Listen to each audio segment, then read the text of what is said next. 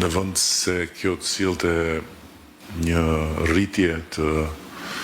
vëmendjes edhe një rritje të mundësive për fermerët dhe për sigurimtarjen në fshat, ka sjellë një shkëputje. Në një masë të madhe, kryetarët e bashkive shikojnë fshatin si çështje të urbanizimit, si çështje të infrastrukturës rrugore, të pastrimit, të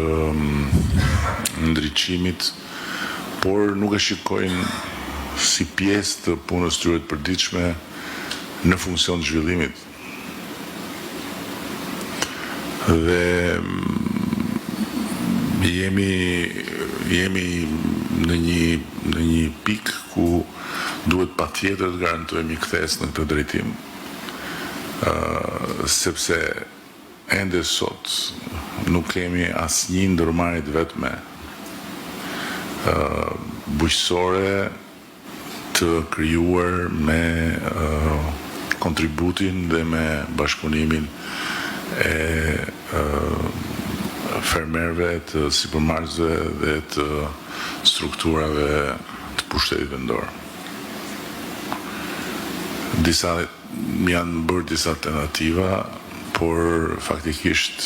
nuk mund të themi se kemi krijuar një model. Ndërkohë që kemi vendosur në dispozicion të fermerëve dhe të fshatit edhe një linjë të re kredie nga Banka e Shqipërisë, 250 milion euro, që është një shumë kolosale për t'ju përgjigjur ambicieve dhe për t'i dhënë mbështetje projekteve në fshat. Por që kjo e kombinuar bashkë me garancinë sovrane që është prej kohësh në dispozicion të fshatit, nuk kanë sjellë, dhe